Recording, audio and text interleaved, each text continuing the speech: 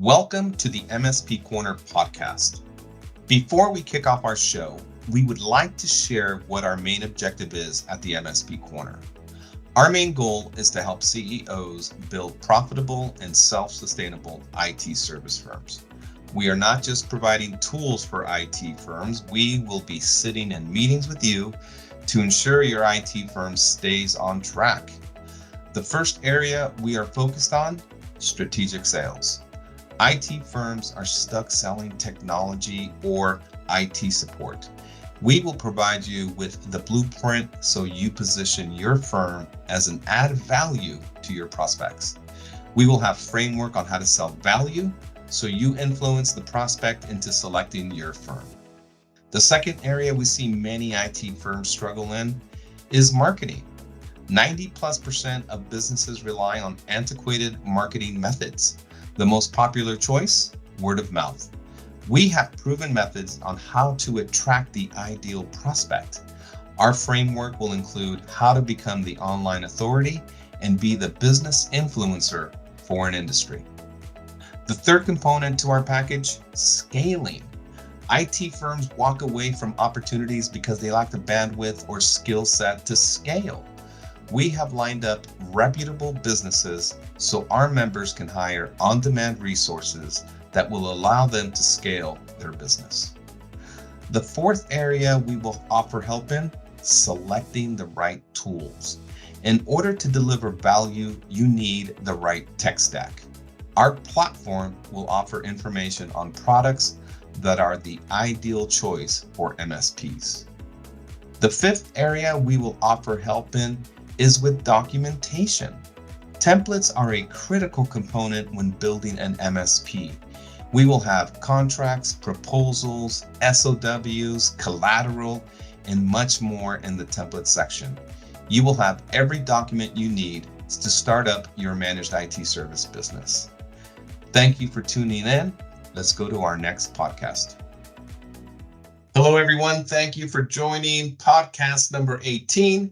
I am your host, Fernando Leon, and I am joined by my co-host, Gregory Moravietz. And today we have another topic geared towards cold calling. And today we're going to go over the script a little bit, go over some of the details that I like to dive a little deeper into. So let's kick this next show off. But what we're going to be talking about is skipping niceties, right? Being direct and bold. You have to be confident, competent, and if you're going to make cold calls, you got to make a commitment to make X amount of calls every day. We're going to go over two scripts, one for a CEO and CFO, and I'll explain why. What the next steps are if they give you a yes. But the main goal is the meeting. So let's kick this off. So I have a script that I've used in the past. I mean, I've made over 26,000 calls, Greg. You know, when we first started working together, I made so many calls. I mean, it's like, how many calls did I make? Yeah, well, I did the numbers. And based on the amount of years I made cold calls, I would say I made at least 26,000 cold calls. Doesn't mean I spoke with 26,000 people. I dialed that phone 26,000 times. So that goes to show you how relentless one has to be, because you cannot allow you can't be discouraged when you're making cold calls. And I don't know if you've ever made cold calls. I know that I've talked to a lot of CEOs and CFOs and VPs of IT. And believe it or not, Greg, they all made cold calls. Well, a large majority of them made cold calls. So they understand the pain, the struggle, because it's not easy. It's not easy to get on a call and ask people to make time for you or buy from you, right? Or at least schedule a meeting with, somebody you don't even know or trust. So before I share a couple of openings with with the audience, I want to touch on skipping niceties because it's so insincere, and I want to give some feedback, and you can offer some feedback, Greg, because you get a lot of cold calls, as do I. But when you hear somebody you're not scheduled to speak to say, "Hey, Fernando, how are you?" It's like, you don't care how I am. You just care about being on the call with me. So that's why I say skip niceties, because it's not authentic. It's not genuine. You really don't give a flying F if you know how they're doing. You're there to conduct business and not be their best friend, right? It's not that time yet. It's not time to be their best friend because they don't know you and you don't know them. So there's no reason for you to be asking, how are they doing? So skip the niceties. Greg, how do you feel about that? Yeah, I totally hate being asked how I'm doing, how my day is going, and then being kind of going through saying, "Great, how are you?" Having them respond with, "I'm doing well. Thank you for asking." It's like a giant waste of time. It just Yep, puts me off right away. exactly. Exactly. And these guys, a lot of cold callers need to realize that you're calling into a C-level executive or a VP level executive, depends on who you're calling.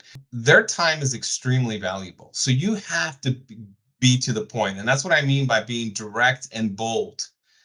Get it out. They're not gonna bite you. They're not gonna punch you in the nose, and they're not going to scold you. They're either gonna say, "Don't call me again," or "No, thank you," or "Yes, this sounds great." But before they give you any more of their time, you got to be very direct and bold. And what I mean by that is get to the point. Respect their time and also acknowledge that their time is valuable because their time is valuable. They're running a company, they've got many objectives on their list, and they've got their company goals. So acknowledge that their time is valuable, right? That is a sign of respect, and that might buy you a few more seconds just by you acknowledging that. So now, another thing I don't like is, "Hi, this is David. I don't care who you are. What do you want?" Right? If I'm interested, then I'll ask you who your name is. So that's what I mean by being direct and bold. Get to the point. Do not introduce yourself. Do not be nice. Do not ask how their day is going. Do not ask how their family's doing. Get to the point. That's the whole premise of this call.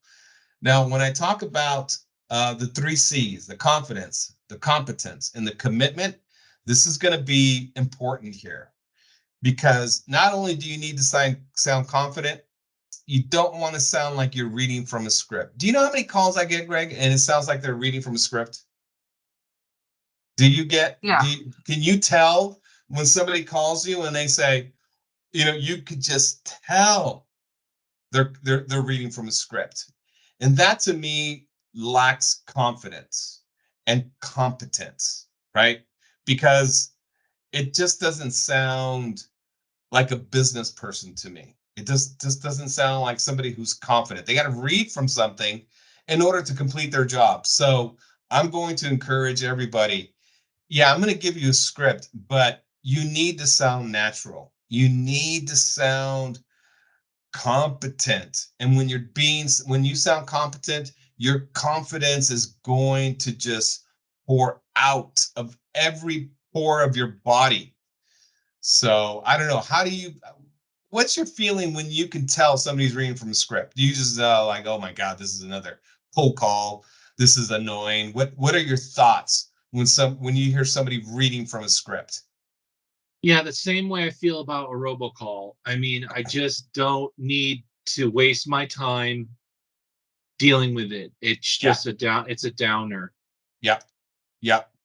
Yeah, no. I get it. I mean, I'm in your same position. I get so many calls, and I don't like it when they're reading from a script. Maybe I'm a bit biased because I've made so many calls. But even if you're just starting out, you can't be reading from a script. It's going to sound like you're auditioning for a role in a play, and it's your first time auditioning, and you've never had an acting class. So don't do it. It's awful. It sounds awful. Ooh, it's just it gives. I get. It's so cringy. So remember that. Now, as you know, CEOs and CFOs have two very distinct roles. One is has different objectives than the other. So you need to have a very specific script if you're going to call into a CEO or CFO. And I would use these same scripts for like, let's say you're calling into a VP of IT. He's going to have different objectives also. So you have to consider what their responsibilities are. So a CEO, I would start it off like this. Say, hi, Dave, your time is very valuable. So let's get to the point of my call. Our clients in your industry have told us that we increased production within 90 days of taking over the IT environment. Is the instability of your network keeping your employees from being productive? Right? So if they're having network issues or productivity issues and they're having problems with their computers and cloud services, they're going to, CEOs are concerned with productivity because they want their employees to be productive. They want them working efficiently. So if there is an inkling of like him being unhappy with how the network is being managed, he's going to say, yeah, I'm not happy, right? He's not happy with the IT firm. So you want to out the gate get to the point, acknowledge that their time is valuable, and you want to immediately hit on a nerve that is it's going to hit a nerve with the CEO. He might have, I'm not saying every CEO is concerned with productivity or how efficient their employees are working, but the percentages, you want to go with the percentages that, hey, the majority of CEOs are concerned with productivity. So you have to go with something that's going to hit the masses. And as with the CFO is concerned with, reducing costs, saving money. And that's what that script is geared to. So you want to hit on those two topics with those two executives. One of those two is the IT decision maker, and I have just four questions. And the main goal is to stay on the phone with the CEO or CFO. They will tell you, they will know within a few seconds if they're going to give you another 30 to 60 seconds. That opening is going to tell them this guy has something valuable to share. I'm going to give him a few more seconds or another 2 more minutes to pique my interest. So your next lines of questions, your next few questions are going to be critical to keeping them on the phone, because the next step is really to schedule a meeting. That's the main goal. You want to schedule a meeting so then you have now a sales process, right? Because you can't put them through a sales process right now. It's unlikely. The chances of you going through a whole sales process on a cold call is very unlikely. You're gonna probably catch them probably with a few minutes to spare, and that's the only reason they answered the phone. So take advantage of that. Get on their calendar, get and confirm. You're going to want to confirm they're that executive. They are the CEO, because you're just saying, "Hi, Dave. Your time is very valuable. Let's get straight to the point." Right? Dave could be the janitor, right? So you want to confirm that, the end of the call, that they are the CEO, because more than likely your list is going to be accurate with the name, the title, phone number, email, right? So, but my script that I'm going to share with our audience on the webinar is you're not going to be asking 100 questions. This is 5 questions and that's it. You want to get on their calendar so you can have a more in-depth 30-minute call to collect data, to get all your questions out so you can position your firm as the industry leader for their specific industry. So, but that's the main goal of cold calling. You just want to book a meeting. This is not to close a sale. This is not to get them to sign up for your subscription. We're going to schedule a meeting so you can plan accordingly. You can research the industry. You can research the size of the firm. You can try to collect as much data as you can. So when you do call in, you have a sales process that is going to influence that C-level executive, that you are the ideal choice, and that the next step is to get a proposal in front of them. That's the main goal, is to schedule that meeting so you can get to the next step, which is getting a proposal in front of them. That's the main those are the main topics I wanted to discuss today. I don't know what your thoughts are, Greg, if you want to share anything else, but that's about it for me. It's a very short podcast, but it's a very important topic to for those listening who are going to be making cold calls. You got to do your research. You gotta know who to call, and my script will get you, if there is an inkling, if there is a even just that door is cracked open. If your line of questions gets you to that next meeting, you have a very high chance of landing that opportunity. And that opportunity, chances of you landing that opportunity increase exponentially when you have 5 other clients in that same industry. It's just a proven fact that companies want to work with other companies that they are servicing, right? So if you're the expert when it comes to the financial industry, you're going to want to mention that during your call or during the sales process, because clients or prospects want to get that warm, fuzzy feeling that they're working with somebody that knows their industry, knows their challenges, knows their pain points, knows how to solve problems quickly, because you work with that same industry. So, but that's the main. That's pretty So I much. wanted to ask you, I get cold calls nowadays where people offer me freebies. Can you Okay. talk about what you think about the freebie methodology for meetings?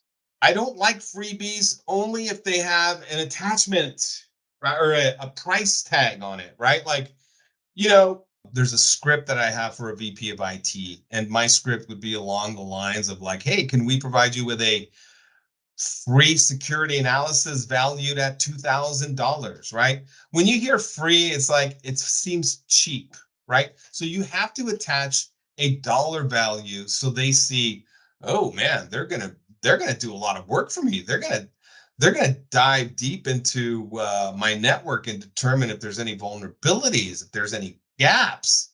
They are going to make recommendations, and et cetera, et cetera. So always attach a number. Yeah, freebies are okay if you attach a dollar value. And that's how I feel about freebies. You know, Or even, we're always invited to steakhouses and golf outings. I mean, do you think those are effective? Those, if people do show up to them, we've gone to a couple of them ourselves, you and I. yeah, Do yeah. you think they're worthwhile? I mean, I do see people, maybe they're pretending to want to get information because they feel guilty about eating all those filet mignons and drinking all those, whiskeys and cokes and all that. I mean, right? Don't you feel like, oh, I'll listen to what you have to say because I just ate some giant steak that you gave me? Well, I'll tell you this. as an IT firm, we're always running on tight budgets. I would only do a lunch and learn. And I feel this, and this is, I feel that first you would want to do, let's say the financial industry is your audience, or let's go with the medical industry. And you have a partner like Lionfish Cybersecurity who provides a compliance tool. If you could get Lionfish, if you can partner with Lionfish to give a lunch and learn to the medical industry and get 20, 30 CEOs there to come and listen as to why they should be concerned with HIPAA compliance and why HIPAA compliance reporting is important, yeah, I'd say you have a very high chance of landing a large percentage of those clients, because C-level executives are not hurting for money. And they're not hurting for a number of, getting a free lunch, big deal. Their time is way more valuable. So, there is genuine interest if they show up. If they sign up for a lunch and learn, yeah, the percentages of them being interested are very, very high. I think the only time they won't be interested is if it's not a fit, right? If they don't feel it's a fit, if they feel like, oh, this product sounds crappy, right? Or the CEO giving the presentation sounds so incompetent. They couldn't answer my questions. That's when you're going to have some challenges. But if you have some good people providing a presentation and they have a product that they need, yeah, I love lunch and learns. I think lunch What and about learns like are, what about those things that are retreats? You go to this retreat, it's they say if you attend a certain amount of these classes and these presentations, then the trip is free, but if you don't go to all of them, you have to pay for it. You know what I mean? yeah, Have yeah. have you seen those? Or those? No, What do you think of no, those? I haven't seen those, so I really couldn't Yeah, give well, any. like you'll go to this, they'll say, "Come to Orlando, Disney World for free." And you're like, "Oh yeah." And I, then they you're pay for your right. flight, they pay for your hotel. You get there, and then they give you the contract that says you must attend at least 5 sessions. You can pick which session you're going to go to, or else you have to pay us back for the trip. I mean, maybe that was in small print at the time, but then you go to these five things, and every one of them is just like this massive crush of vendors pouring their information all over you for the entire day. They feed you lunch and they give you a happy hour afterwards, but you're sitting there basically 8 hours listening to product pitches. I've done that. I ConnectWise did paid no, it was Datto. Sorry, it was Datto. They Yeah, you paid did for it. me to go, and ConnectWise has offered me to go. They just recently offered to pay for my flight, pay for my hotel, pay for all my food, to attend. I think it was DattoCon or one of those. They were anxious to get you and I out there. They have the funds to do it, right? They figure Fernando's organization is this size. They'll bring in X amount of dollars each year. Yeah, let's Right, spend $5,000, right? Big right, deal, right. right? It's nothing to them. So It's nothing. yeah, for them to do that, I have the time, and I feel like it might be no, I'm going to gain some knowledge. Yeah, I might attend. I might go. I might. But Right. I'm not a big believer in that. I don't like generating leads that way. Not me. I'm more of attraction. I'm not a hunter, right? I'm not into hunting. Even though I'm going to start making cold calls and videotaping them for the MSP corner, just so these guys can listen on who I'm calling. And I hope I get rejected. You got to also have losses and wins. Record your wins, record your losses. Don't be too proud. And I plan on doing that in the next week or two, just so people get an idea of what we go through. This is not a silver bullet or a perfect science. This is a very you're playing a numbers game.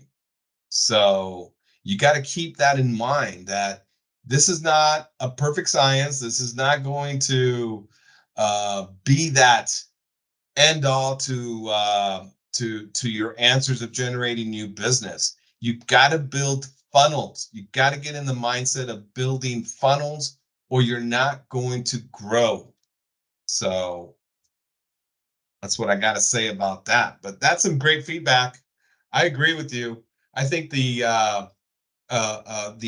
cold calling script should include some type of offer of, hey, a security analysis, a free security analysis with a report of what what shape your network is in. Who doesn't want that? That's valuable, especially if you have some concerns. So I don't know if this is possible. Maybe maybe you could do this, and this might be a good selling. This might be a good option to offer. Can I call into a 20-person office? Let me ask you this, because I'm going to be making some cold calls. Can I offer? I'm speaking to the CEO, and I'll say, hey, you know what? We can do a free security analysis, but I'd like to find out if you have any weak links in the cog.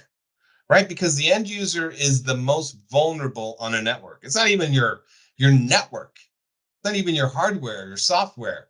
It's the end user, right? If you don't have the right software in place and the right security licenses in place to catch ransomware, then you're in trouble. But is it possible to do let's say I call into XYZ Financial Services tomorrow, and it's I got 30, 40-person office, and I'm talking to the CEO, and he says, hey, Fernando, is it possible for you for you to send a phishing simulation? Can you simulate a phishing attack? I want to know if I have any weak links in my team, right? Is that possible to do? Yeah. It is? Yeah, sure. Awesome. That's great.